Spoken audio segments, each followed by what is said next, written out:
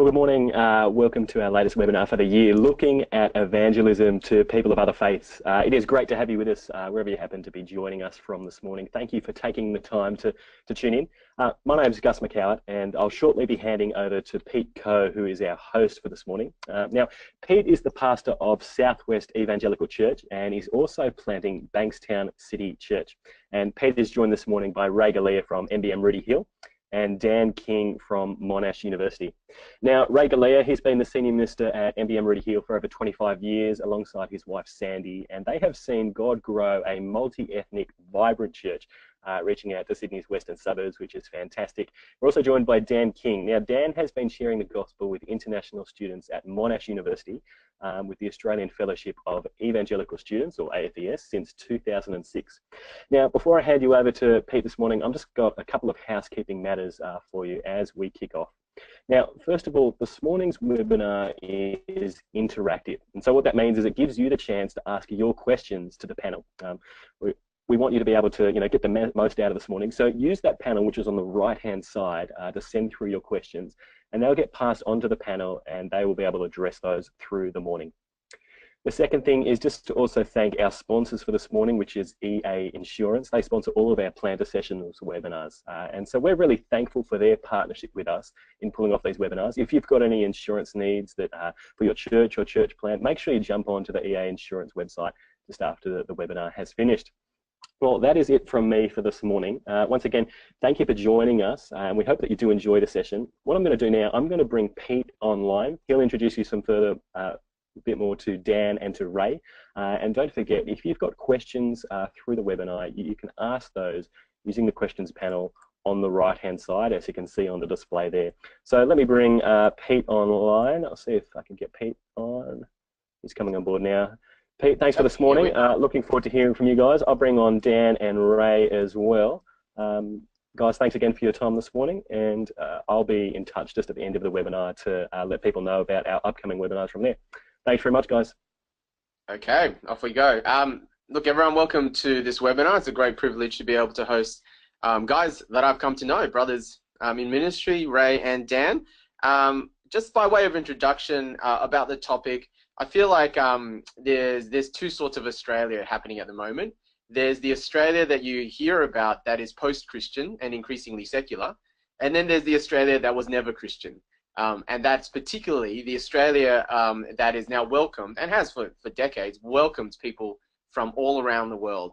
All three of us in certain ways are particularly ministering to that part of Australia. So we've got Ray and Dan, and what they've done in terms of evangelism in their fields, and what they've been doing in church and in student ministry, I think has got a lot to say to us, and will be helpful for us as we think about sharing the gospel to that part of Australia that have come from all over the world. And what a great opportunity it is, actually. So in the midst of decline in Christianity and all the kind of stuff that may get us a little bit worried and a little bit depressed, there are so many opportunities we're finding in churches, in university campuses all around, where the nations have come to us. So this is what we're doing today. This is what we're going to be focusing on, and we hope you find what we're going to say and what these guys are going to say particularly really helpful. So I'm going to kick off with just Ray. If you MBM, obviously those especially in Sydney will know a little bit about MBM, a little bit in terms of what you've done for the last 25 years or so. But for those who don't know, just give us a quick snapshot of Multicultural Bible Ministries Rooty Hill, and what does it look like to reach multicultural Western Sydney? Okay, so hey Peter, hey Dan and everybody. We started 26 years ago as a homogeneous Maltese Bible study that wanted to reach one ethnic group, and then through the 26 years we had our plans, but God determined our steps, and then it just opened up to Mediterranean, Middle Eastern, and then extended beyond that to cultures coming from Africa and Southeast Asia. So it became really, in the end, a very multi-ethnic. Regional. We've always been a regional ministry as well. So we're based in Rooty Hill. We've done a church plant in Smithfield, Southwest Sydney, and we have about 70 different cultures. So that's kind of where we're at the moment. So 70 different cultures, Ray. Have you even had can you give a snapshot of the kind of religious backgrounds that people have come from? Are there any major ones? Have you done a percentage-wise sort of understanding of this, groups? Yeah, I mean, the first thing to say is the largest group is still Anglo-Saxon, so I need to say that. Otherwise, you'll get a distorted view of who we are. And then you've got, well, the Mediterranean Middle Easterners range from Catholic Orthodox backgrounds and some Muslim. And then Africans can be nominally Christian and some Muslim. Southeast Asians are coming from Buddhist or Hindu backgrounds. And South Americans are coming from usually a Catholic background. So that tends to be, I can count the Americans and the Canadians, but that's self-evident. So that's the kind of feel, yeah. So all the major faiths are pretty much represented there in the... Yeah, more or less, even though some more than others, yeah. Okay, we'll come back to Ray in a moment. I might throw it to Dan. Dan, tell us about International Students Ministry at Monash and the kind of snapshot that you guys have there in terms of the people that you're reaching, the people that are coming into the university as international students. Sure. Yeah, university ministry has been really exciting. It seems like an obvious place to be holding the gospel out because you know, really are students coming from all over the world to our university campuses. So we do get people from all over. There are some African students, there are some Latin Americans, there are a growing number from the Middle East, but for us, the largest proportion is coming from somewhere in Asia, and the biggest group there would be mainland China, but also Hong Kong, Singapore, Malaysia, Indonesia, different places. And depending on where they've come from, they might already be Christian, nominally Christian, or in the case of the mainland Chinese, probably not, probably atheist, but very open actually to hearing about spiritual things, Christian things. Yeah, I think that's probably what most people are getting an impression of when it comes to people from, especially from mainland China. That's been my experience being quite an Asian church. Ray, do you want to comment on the other nations that are coming and in the west of Sydney? Do you find that the receptivity, can you generalize about the receptivity of different cultural groups? Are particular groups really, really receptive, apart from the mainland Chinese, which I think the impression I'm getting is just generally across the board, there's a huge harvest field there. Are there other cultures and groups, ethnicities that you're finding are particularly receptive or not receptive? Well, firstly, you know, just take a step back. You know, Acts 17, Paul says how God has determined the exact places where nations should live, the shape and movements of cultures, and he did that so that they would reach out for him and find him. And so the dislocation of cultures by virtue of migration, refugees, etc., does create a window for a gospel opportunity that's quite unique. And so, you know, I keep telling the congregation, God has brought the world into our backyard. We get now the opportunity to evangelize cultures into which we can't send missionaries. It's just physically impossible, or at least not with the threat of violence. So it's a great opportunity that needs to be seized. And we've kind of shaped our ministry in light of that unique privilege. That's quite unique in the history of the world. Never have there been so many migration. And within that, yes, I think we all know that the Chinese are God's favourites at the moment, and lots of them are getting converted. Okay, Peter, we can see that. And for every one Anglo that gets baptised at a university ministry, there's 100 Chinese. Praise the Lord. That is open, and you know, that's under the providence of God. The Iranians are quite open, so we've seen a lot of them. Partly, I think they culturally are Persian and have stood back from the Arabic Islam, and so not quite fitting in as natural as perhaps other Arabic-speaking people groups. So I think, you know, and I think just with what's been happening, their capacity to critique their home religion allows them to be in a position, a bit like what I noticed, interestingly, in the 90s when I was working a real lot with Mediterranean, Middle Eastern men who were from Catholic and Orthodox backgrounds, that we tended to reach people who were actually more black sheep. They'd already stood back from their culture at a human level, and it almost allowed a window for them to sort of be able to think of how can I be a God-fearer and at the same time but know that I've got problems with what's happening in my own culture spiritually. So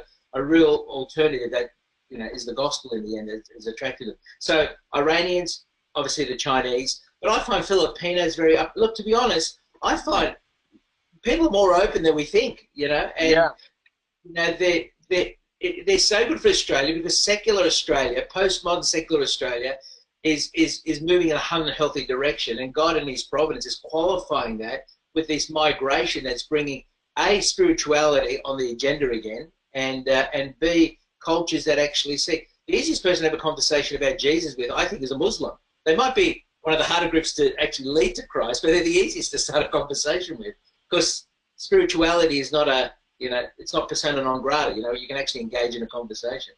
No, that's very helpful.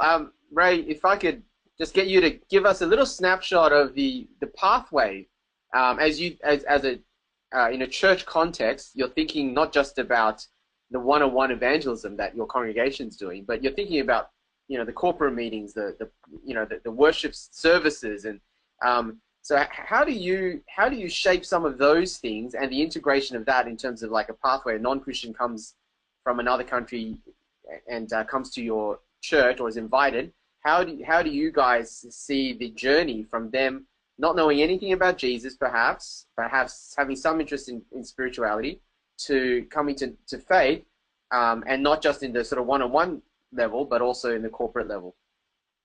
So there's multiple points of entry, I think, into the life of the church and encountering the gospel. So we've got things like ESL and Playtime, which have, and we've noticed if you have an evangelistically minded head of that particular ministry, then the follow-up within that ministry has its own little kind of, so with the ESL ministry, we've got a bunch of ex-missionaries who are really from new tribes. So they've got their own model from creation of Christ. It's introducing people via biblical theology, really, and they do more one-on-one stuff. They've got their own little mini trajectory within that, and they need more intensive one-on-one with clarity of because their English is so poor, and that's obviously the big challenge.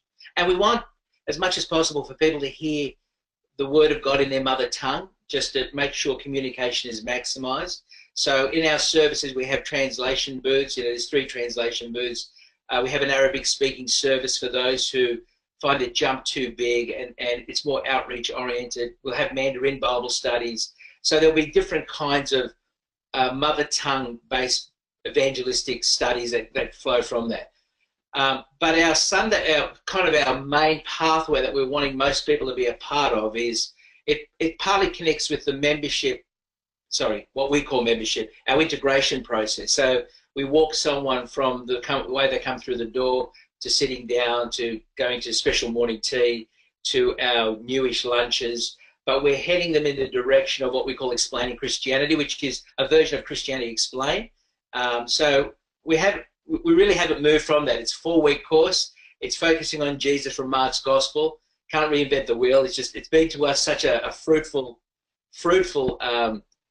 tool. And then from there, we have a year-long firm foundation course that begins with Just for Starters and then moves on to, we have a biblical theology section in that because we've deemed that to be critical in helping people. It's a great apologetic, I think, the grounding people in the big story and realizing the promise fulfillment motif is the thing that grounds people's confidence in who Christ is.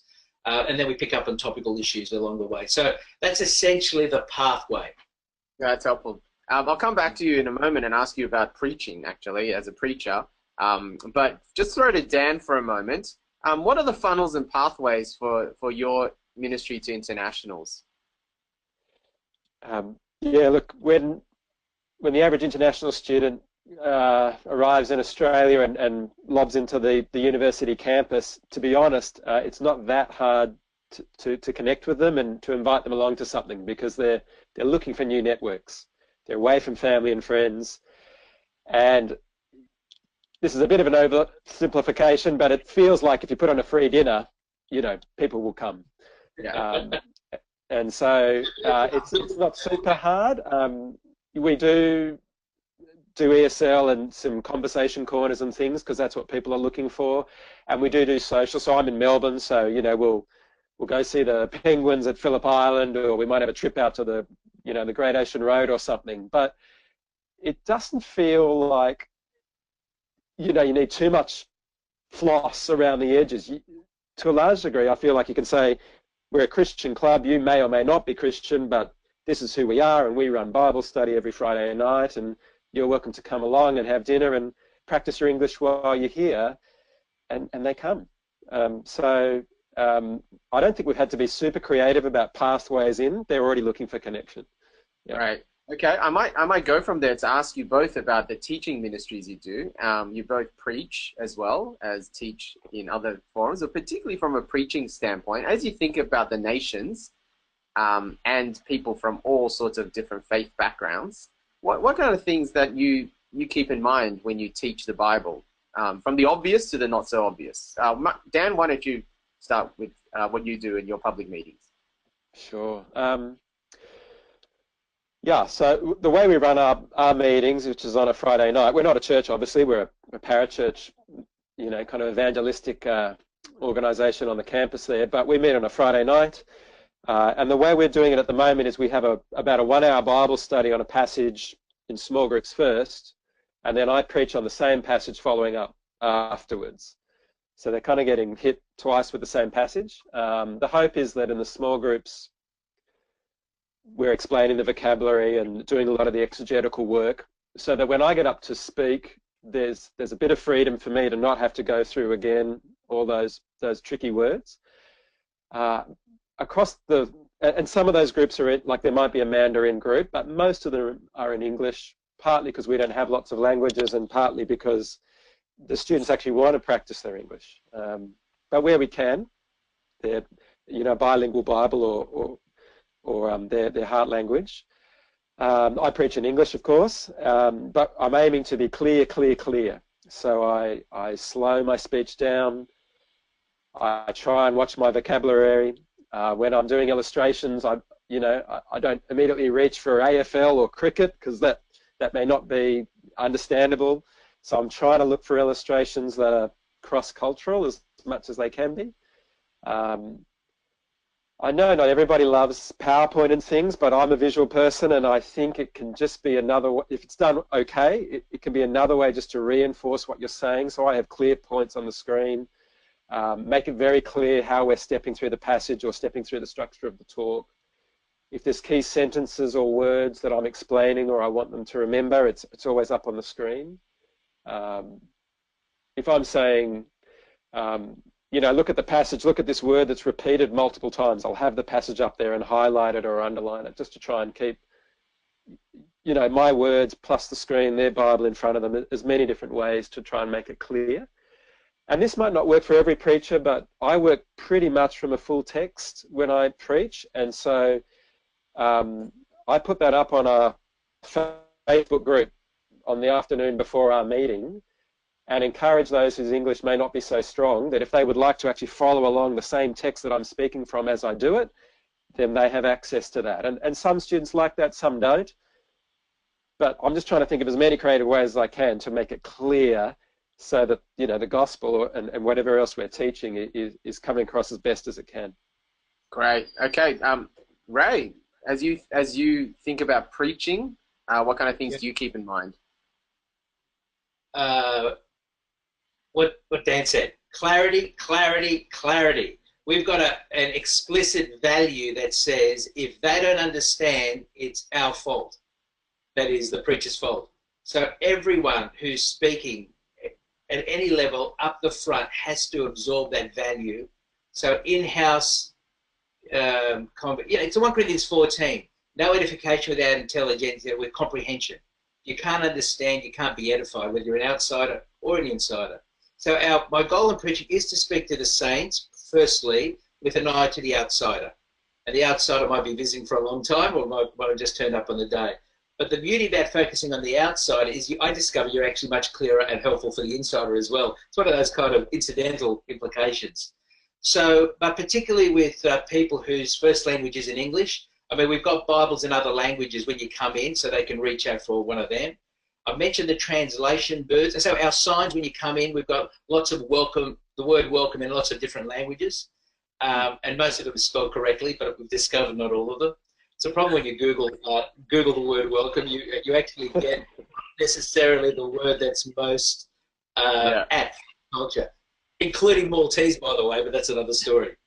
The translation booths, look, they're not overly used. Sometimes they symbolically make a statement. Over the years, we have consistently Arabic being translated.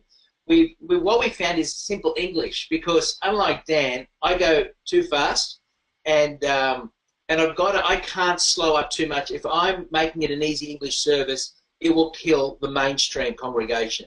So I've got to address the mainstream congregation, be very clear about speed, still monitor my speed, consciously watch my vocab. So if I'm using a technical word from the Bible, I'm actually using simple words to explain it. So I'm not adverse to using, obviously, justification or propitiation, but it's got to be explained not with other words of the Bible, but with fresh words. So the thrust is new words for old truths. And then, but I've got an easy English translator who sometimes the joke is too colloquial, and so my translator will say, Ray's trying to be funny now, but it's not really a funny joke, so you can ignore it at this point. So the people who are listening is actually laughing at me at that point, not with me. And then clarity all up. And then we have, this isn't preaching, but up on the stage we'll make sure that there's quotas, so that ethnic quotas are up the front, like age quotas and gender quotas. So we're quite conscious on that. I'm forever on the guy who organises our services to make sure that when someone comes in, they can see a diversity that allows them to feel like this is a place they can call home. Mm. Hey, Ray, okay, we might. Yeah, go on, Dan. Question about the translation booth, Ray? So, are they translating right then on the spot as you're speaking, or they've looked at it beforehand? Yeah, so I've given them the text the night before, as well as what you do, Dan. There's an Iranian couple that gets my text beforehand, because their English is poorer. So there's a bunch of them who I send a text to, but it's mainly for the translators, who will basically translate what I'm saying as best they can, given the speed that I go. It's really one of my Achilles heel, I think. I just go a touch too fast. But I keep checking with them, and I think that's a key thing. The fact that I want to be understood by them, they appreciate. That I will self-critique myself in front of them if I think that I've gone over their heads or I've gone too fast. So they know it's my aim for them to understand. That's the value that I'm imparting. Sure. Right. I might field one of the questions that's been sent to us, and you can both address this, one as a church, one as a parachurch. Obviously, parachurches also have to think about working with churches. The question is, do you find that churches can be too focused on mission abroad, that the mission at home, with the nations coming to us, gets missed? Firstly, do you think that's the case? And if so, is there a way of addressing it? I mean, you may disagree with the statement. What do you think? Ray? You'll need to direct the question, I think, Peter. Let's go Ray first. Yeah. Because we're with cultures that defer all the time, so we're getting into the vine. I'm being aged at this point, Yeah, I think kind of mainstream churches they did mission when they sent money, support, used tea bags, whatever, to their missionaries overseas, and thought they were ticking off the mission box and not really embracing the priority that, as I think I've tried to make, that this is our, when I talk about our vision, it's about contextualizing the Great Commission to our place, our space, our people. This is our generation, and they are our first responsibility, even beyond those overseas. So we have a world mission, but our first responsibility is right here, right now, in the relationships we're in. So I'd want to say that's the truth. And you know what? Because it's much harder. It's much harder to do it with my cleaner right now. I've just, for the first time, we've got a cleaner, and she's a lovely Spanish woman. And Sandy and I are thinking how we're going to evangelize, how we're going to bring her to the Lord. So it's just much harder, especially with family. My goodness. And what we found too with certain cultures, the persecution quota is quite high. And so it's always much harder to do it in your own backyard. So, yeah, but I think this webinar is assuming that, we want to actually reach right here, right now. Did I understand the question correctly? Yeah, that's right. Yep. Dan, I found that a bit, yeah. And so the church I'm a part of, there are various times and appeals when we're supporting mission. And I think it's changing. If I can generalize, maybe sometimes the older generation feels like it's not mission unless it's overseas. That's a big generalization, but I see a bit of that. And so I think there's a bit of a job there for us to explain how the nations are coming to our doorstep, and that when I'm on the campus reaching international students, that's mission. And actually, when I'm on the campus trying to reach the Anglo-Saxons, that's also a mission, I think, because we're taking the gospel out there and trying to see people saved. So I think it's a bit of re-education, and really, I mean, how exciting is it? As Ray was saying earlier, that we do still need to send people overseas, but that's not all. They're actually coming to us and are often more open when they're here than they ever would be if they were in their home country, I suspect. Can I just say something at that point? And the beauty is, when you evangelize people whom God has brought from the world into your own backyard, you can send some of them back to their homelands, and that's the most cost-effective in terms of preparation, language learning. So we've got most of our missionaries are actually going back to the people group from which they come from.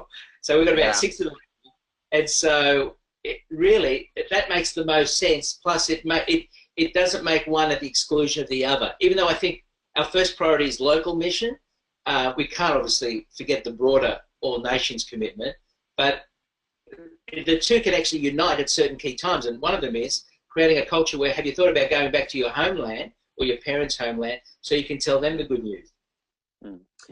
On that, I've got a question that I think will relate to those who can't stay for a long time. So in a sense, they're not sent as missionaries because they've chosen to go, but particularly international students, they're only here for, anything from 1 to 3 or 4 years. Dan, as you think about those that have had to go back to their home countries, especially home countries like China, where it's going to be a lot tougher being a Christian, how have you tried to prepare them for that? Yeah, that's a great question, and that's really such a key thing in the ministry. I think probably to take China, most of the students from China would like to stay in Australia if they could, but the rules are always changing and the government makes it harder and harder. So the reality is a lot of them, I don't know, 2/3 maybe, will have to go home. As Ray has said, I'm actually excited by that. I'd love them to take the gospel back to their people in a way that's probably much more effective than if I went. And so, but yeah, preparing them is super important. There was some sort of research done in America, and I don't know if it's exactly the same with us, but they felt that up to 80% of Chinese people who'd come to Christ in the States drifted off or fell away on their return home, which just sounds awful. Yeah. And so we're trying to think really, really carefully about how we prepare them best. There's a few things. One is, I think the most important thing is helping them worship God here in their heart language as much as possible, which is surprisingly tricky. Like when we first ran a Mandarin Bible study, I naively thought they'd say, oh, fantastic, I can study God's word in my heart language. They all went, no, I want to improve my English. So we just had to assign them and say, you will go to the Mandarin Bible study group. So reading the scriptures in their heart language, learning to pray in their heart language. Occasionally we'll sing a song in different languages or with verses from different languages.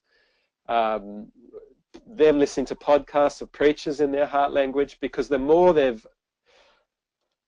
we don't want them to think that Christianity is a Western religion or it was a fad that they were in while they were in Australia. We want them to know that this, God speaks their language too. And so the reverse culture shock of when they go home won't be so strong. Another thing is our students tend to go back home for the summer holidays each year. So each time they go back, we encourage them, find a church, visit, go there for however long you're back home, and then we debrief them when they get back again for the next year of study. And they say, it was really different. It wasn't like the churches in Melbourne at all. It was really formal, and the minister was wearing, these robes, and the Bible translation was different and I didn't understand it or whatever. And so then we try and debrief that and prepare them year by year for when they go home. Mainland China is particularly tricky because it's just so big and there's so many cities. And so it's sometimes we know of some people or a network or a connection to a church in the city, but often not. And so this is an ongoing process of not just my uni, but all the unis around Australia and even internationally to try and network to say, we've got a student going back to this city and find out that this other uni in the UK also knows a student there, and try and build little connections. But it is hard. And try as I might, staying in touch with them when they're overseas long term is really tough. I can stick with them for 6 months, a year. If they became really good friends, longer.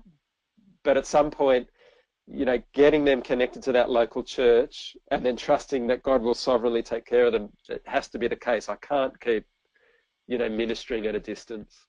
Okay, thanks for that. There's been a couple of questions about ESL, and maybe both of you can speak about that. So Ray, you run ESL classes during the week out of your church. What are some good resources or good kind of tips that if for a church that perhaps wants to start an ESL ministry, what are some resources and tips that you could recommend, Ray? Right.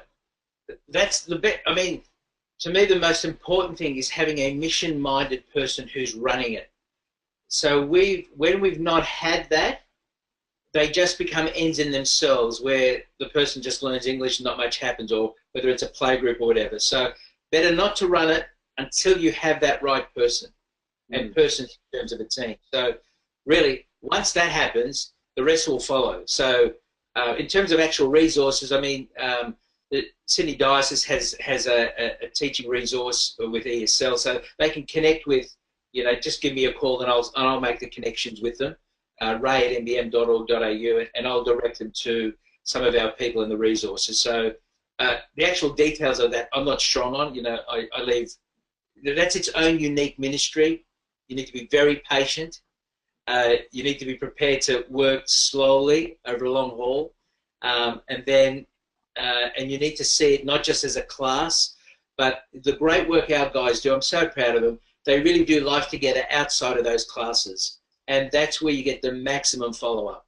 That is doing life together in terms of eating and sharing life together, and then, you know, explicit Christian Bible studies that follow. There's some Christian, obviously, you know, they use the Bible as a text, some of it as part of the curriculum, but I think to do what some of our folk have done and followed it up with more intensive and deliberate, or at least invite them to do it. You still keep a relationship, of course, either way, but you invite them to take the next step and know more about Jesus, yeah. Dan, as you have done ESL, I mean, a lot of your students, if not majority, are English as a second language. What are some simple English resources for those who want to investigate Christianity? Any ones you can point people to? It's a good question. Like I've said, we haven't tried to work too hard on getting students in because they're looking for those networks. So I think probably Ray and his church has more experience in running a dedicated ESL ministry. We just try and teach the Bible as best we can, and that's largely in English because we do have maybe 20 nations represented. So even if I had Mandarin, or we wouldn't run it all in Mandarin, it has to be English. We think carefully about the Bible translations that we use. You know, we want it to be solid enough that you're able to teach and study it well, but not so tricky that it just makes it harder. So personally, we're using the NIV. That's kind of our happy little medium there, but others would have their own sweet spot. But basically, you run your own stuff. Is that what I'm hearing? Like, there's not a course. We write our own studies because I don't find any published studies hit the nail on the head in terms of ESL Bible studies, so we write all our own stuff. There's one thing, which is not exactly an ESL thing, but I'm just going to launch to it, okay? Because again, mainland Chinese are the main one. There's this book here, which you're not going to be able to read unless you can read Chinese, but the English title is called, so that's what you're looking for in a Chinese bookshop maybe. The English title is called The Song of a Wanderer, Song of a Wanderer. But it's Chinese originally. This is written by a Chinese guy who went to the States, became a Christian there, and then this is kind of an apologetic evangelistic book that he wrote. It's in Chinese. And I think it's something like a Josh McDowell, Evidence That Demands a Verdict. Oh, wow. Okay. But the strength of it is that it's, you know, written by a Chinese to the Chinese, and and you can get it at a Chinese Christian bookshop, and we find that Chinese often really love that, and so that in terms of apologetics and evangelism, it's great for them to read not something that was written in English and then translated, but it's in their heart language straight away. So that's a nice little accompaniment, I guess, in their own language as we're trying to do the ESL stuff. We found that book really helpful. Great. We've used, in one-on-one settings, we've used Christianity Explored, the international edition. So Christianity Explored is a video course put out by the UK, but their international edition is not necessarily video-based, and so you can actually just use the studies, Gospel of Mark. It's designed for simple English, so if anyone wants a shortcut that, you know, of pre-published stuff, that's what we found helpful. Another question has to do with, and we might just direct the questions a little bit more about other faiths, so not just other cultures, but other faiths. One question's come through about if you've had any experience sharing the gospel with Baha'is, particularly dealing with the question of exclusivity. So maybe, even if the answer is no with Baha'is, maybe the question of exclusivity is something that you can address, because there are some particular Eastern religions where it's Jesus among the gods, but it's not Jesus is the only way. Have you had thoughts about, or have you dealt with that, and how do you deal with that? So, Ray? Well, yeah, you don't have to be a Baha'i to be a pluralist or a non-exclusivist. So, yeah, that's where probably most people are at anyway.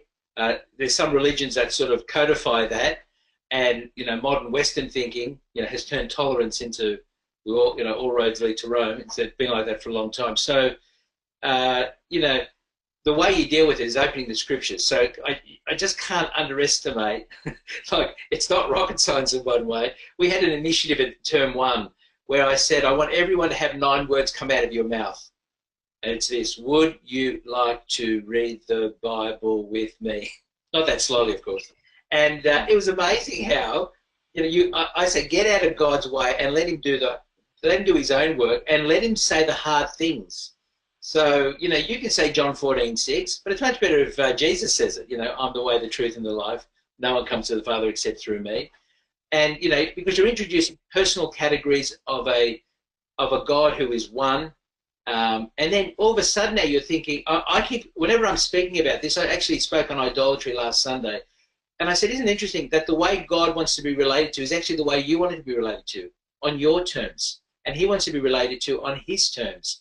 And since, you know, the first commandment is, you know, you shall have no other gods beside me, the reason for that is because there are no other gods beside him. I mean, there are, you know, it's a truth statement. It's not just an affection, you know, it's not an insecure statement.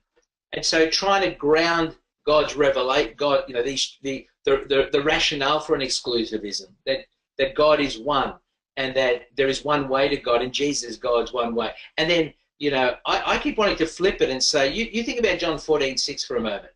You know, you can either complain at the fact that Jesus says, no one comes to the Father except through me, where he does shut the door on every other attempt at reaching him other than Jesus, or you can think and say, you can pick up on the exception, except through me. The sentence could have ended with, I'm the way, the truth, and the life. No one comes to the Father. Full stop. Sorry about that. Door closed. And so trying to orient them back to basically the positive side of what appears to be a negative doctrine. I'm just glad there is a way. And so, you know, we're constantly, because really people, you know, the real issue is in the exclusive. It's the implications of it. That I've got loved ones who don't love Jesus. And there's the question about those who never heard, and then there's the question of those who have heard and don't want to borrow him. And so they're not quite the same question. And so positing the issue back to them, but you have heard, and this is how God has revealed, and you can walk away from that. But isn't it? He actually wants relationship with you, but it is on his terms. And so letting the Scripture do the work as much as possible, opening up the Word.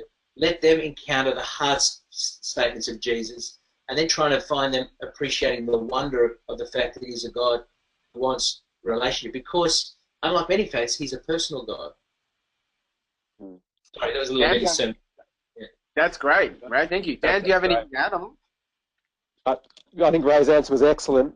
Maybe the only thing I'd add is I find a lot of students who have picked up somewhere the idea that Christianity is a Western religion. you know. So maybe in the East we're Buddhist or something, and you know, in the UK, US, and Australia, where you guys are Christians, and so we try and undermine that idea right from the start, just by saying things like, you know, did you know the Bible's not written in English originally? It's written in Hebrew and Greek. You know, Jesus came from Israel. That's in the Middle East. He didn't come from Britain or something.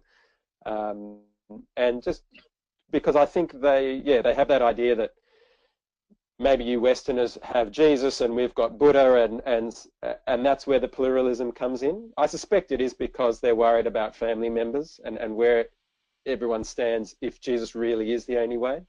So yeah, we try and undermine that idea that it's Western. And we predict that when you go home, your parents will probably say to you, you know, it was fine to go to church and read your Bible and be a Christian while you're in Australia, but you're back home now.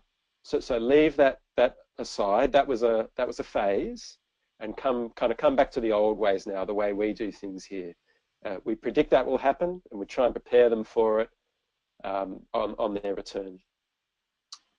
Okay, that's fabulous, guys. I have another question about other faiths. And sorry, go on. I just think I think that the picture of going home, relativizing it as a culture, a Western culture, is a really big point. So, you know, over the years we have, you know, we keep addressing that Christ is Lord over every culture, including our own, and trying to help people realize that everyone is part of a culture, and relativizing the culture and absolutizing who Christ is, who's transcended. That, think about yourself. You come from one culture, one family, one time slot, you know, one age in one country, whereas God is speaking across all times, all ages, and that Christ needs to be Lord over your culture, not just over theirs, everyone. So, and it's trying to let them sit tight with Jesus and sit loose with their culture. So embrace, you know, affirm being Chinese Christian or Australian Christian, whatever, you know, not apologizing for that part, because we do want it indigenized, but at the same time sitting tight with Jesus and learning to sit loose with culture so that I can become all things to all men. And as a result of that, you know, especially in the 90s, we had so much persecution with our people whose parents wouldn't come to their weddings because they weren't in Catholic churches, for example. People got disinherited. So that, you know, we really had to, the cost of commitment, when you lead someone to Christ, journey them through the cost beforehand so that they're going in with their eyes wide open. Because that's really the issue. When you start talking about Jesus here and they're balking at it, they've run the logic out, and if what you're saying is true, they're going to get kicked in the head somewhere back home with the rels, and they need to be fortified for that up front as much as possible. And then what we found helpful is hearing the stories of others who've endured persecution and survived. The world doesn't end. Mum and Dad usually get used to it, and once the grandkids come, well, you know, grandkids cover a multitude of sins. You know, they'll come and visit if they stop visiting for a while. Yeah, and I think what you guys said was what you said helpful there, Ray, is not to break that nexus between evangelism and discipleship, because often you think the hard part is just getting them converted, but actually you got to think of it as a, you know, continuum of once they're converted, the discipleship process of getting them to see that Christ is above culture, that's slow going. Even the exclusivity thing, we were having a chat before we started the webinar, a lot of the getting to see that Jesus is exclusive is a discipleship question as they realize later on in the implications of the gospel. I have a question just here about how you guys train and even particularly think about staffing in light of the multicultures and particularly multi-faiths. Ray, as you've kind of built up a staff team to serve with you at MBM, are there any things that you particularly need to train people about that are coming on staff, even your MTSs? And similarly, Dan, as you encourage others to head into university ministry or train MTSs, what are some of the things that feed into your training of others? So, Ray? Well, I mean, having a value that, especially because we're a multi-ethnic church, you know, having multi-ethnic leadership at all levels, from my staff to my deacons to my growth group leaders. And you know, some cultures are easier to raise up leaders than in others. So, but for a start, that does a lot of it, because all of a sudden you're rubbing shoulders with diversity at a high level, you know, multi-ethnic diversity. So, to be honest, we don't sit down and say these are the 15 things you need to be aware of. It's interesting, isn't it? It's almost like it's what we live and breathe, and we're constantly talking those issues, because when you've got diversity, so we're in a staff meeting, and I'll flip over to Maggie Ha and say, Maggie, what's a Chinese take on this? And she'll kind of speak into that, and that should happen at all kind of levels within church life. And so I've got an Armenian fellow, and I ask him what's their view on this issue. So all of a sudden we're learning to understand each other at that point. But really, the other thing too is on multi-faith issues is I like people not to be. There's a danger of being a mini expert too. I'm not sure this is dead on target with your question, Pete, but this is me, right? There's a bird flying and I'm following the bird. I find if people are better listeners, they're better at evangelism rather than having everything under their belt, because usually they've caricatured the person in front of them.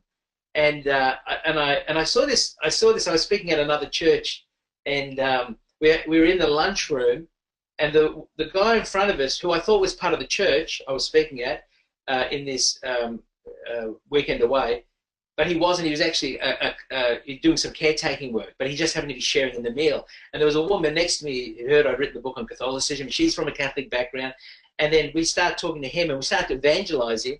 But he's actually not a. He said he went to a Catholic school, so everything she said was funneled through that statement. But she didn't listen to him. He was actually a New Ager. He actually had classic New Age categories. And so the problem of knowing a little bit is actually you've actually missed the person in front of you. So learning to be a good listener is the value, and that really allows you then to speak into not what you read about this particular person's faith system, but what they particularly believe. And that's probably not what you asked, but I thought it was worth saying. It is worth saying. Dan, any thoughts on training and equipping?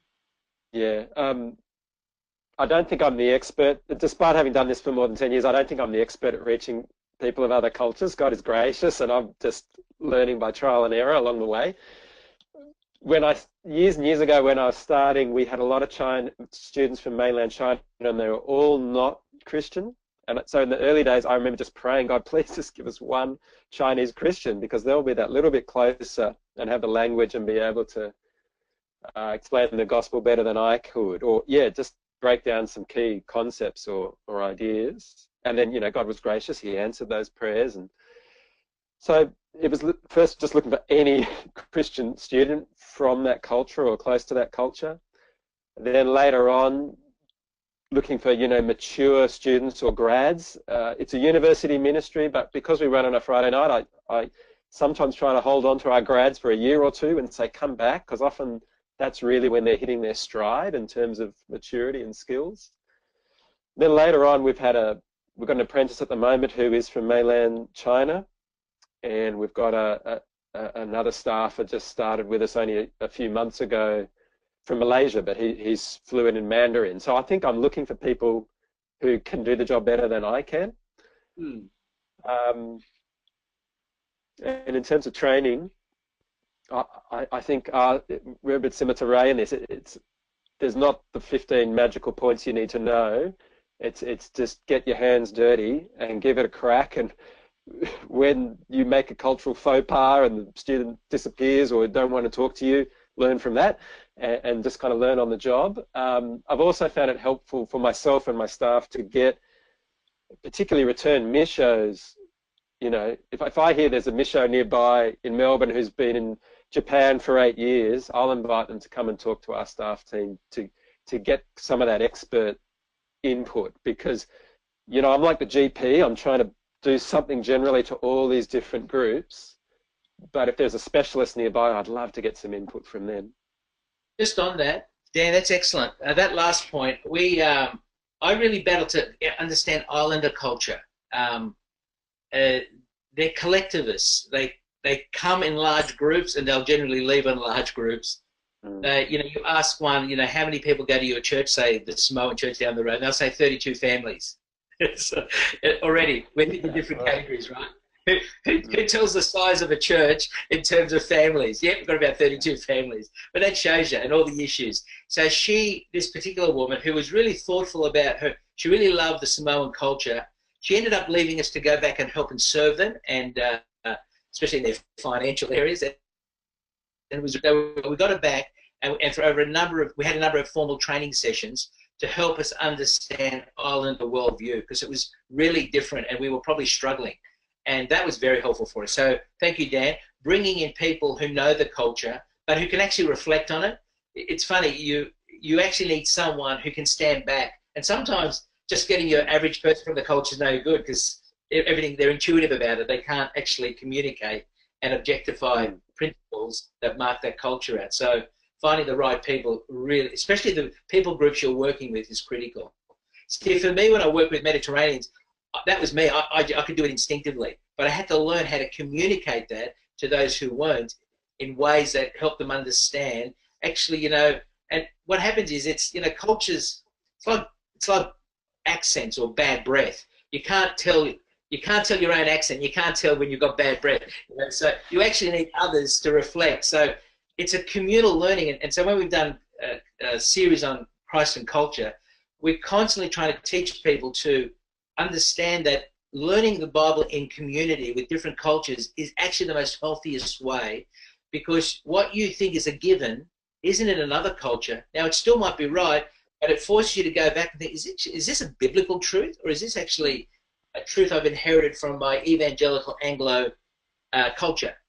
You know what I mean? So, and that kind of interchange and that kind of embracing and that humility in engaging with other cultures really is good, without in any way being soft on the core truths of the gospel.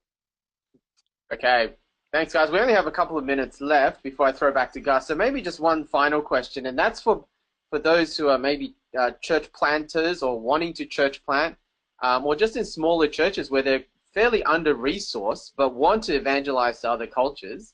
So any tips on that when you've got resource issues, you may be even a particularly Anglo staff team and you're in a much more multicultural area, or you see the opportunities to reach a particular ethnic group, but you just have no resources, not even anyone in your congregations with those kind of backgrounds. Any tips on how to get started for a church planter in that situation?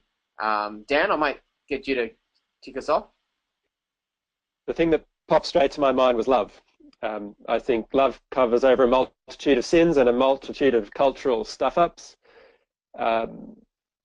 This is what I've noticed with students, but I'm sure it's true with migrants as well, is that if you're the person who loves them, who is a genuine friend, and who shows an interest and shares a meal and wants to get to know them, I think you're more than halfway there. Even though you don't have the language or the cultural expertise, you can get to know their culture just by being a good friend. So that would be my big tip. It's not quick. It takes time, and you need to have a curiosity about other people and cultures and meals and traditions and festivals. But if you love them, I don't think you need to be an expert. Great, thank you. Ray, last minute. Well, he did take the words right out of my mouth. So, I mean, we started with 6 people in a lounge room, so I definitely know what it's like to be under-resourced. And there was one other Maltese, and the rest were Anglo-Saxon. So I'm trying to reach Maltese. But, I mean, being clear, what's our philosophy of ministry? It's proclaiming Christ from the scriptures in the context of loving relationships. Everything else, then complexity follows that. But that's really what we're doing. And never forget that's what you're doing. If you think you're doing one and forget the other, I think you'll pay the price for that. And whether you're 6 or 600, it's actually the same principle. And so love does cover a multitude of mistakes, believe me. And if you're Anglo-Saxon and you're listening to this, understand this, you can do it. Or you need, I mean, Dan's a model for that, because people think, oh, I need to be Chinese to reach the Chinese. But really, if you're in a particular suburb and it's usually multi-faith, multicultural, you're not going to represent every culture anyway. It's amazing how sometimes Anglo-Saxons can actually reach a more diversity of people than actually someone from a non-Anglo-Saxon background, I've noticed. So I'd want to instill confidence in that person that the gospel's powerful to save. Love covers a multitude of sins. Be clear, genuinely care for the people you're in, and pray like mad. because God is the one who brings in the elect. Fabulous, brothers. On that note, I want to say thank you, and I'll throw back to Gus. Go for it, Gus. Fantastic. Thanks, guys. And thanks to Pete, thanks to our panelists, thanks to Ray and to Dan for joining us this morning. It's been really great, I think, to learn from their wisdom and their experience. I found it really invaluable, and I'm sure you have as well. And thank you for joining us this morning, wherever you've joined us from. Now, if you missed a section of this morning, you had to drop out for a bit, or if you want to share what you've heard this morning with others, this morning's session has been recorded, so you'll be able to see that up online towards the end of this week on the Geneva Push website or on our YouTube channel as well. Also, if you want to check out previous webinars, they're also up on our website, so you can have a look through those. A final thank you to EA Insurance for their support of the planter sessions. So make sure you jump on their website if you're looking into insurance for your church. And now just a final word is for our next webinar. Now, you don't want to miss this one. We've Ruth Sheath and Paul Tripp on the topic of navigating the tension of marriage and ministry. So you should be able to see the details there. So we've got Craig Tucker. He's going to be interviewing them on the 13th of September. So make sure you don't miss out on that. Jump onto the Geneva Push website if you want to do that now, and you can register. So jump on now so you don't forget. And that is all from us for this morning. So thanks again for joining us. The recording will be up, as I said, in a couple of days. And so we hope you enjoy the rest of your day. Hope you've enjoyed the session, and we'll talk to you later. Thanks very much, guys. And thank you to our panelists.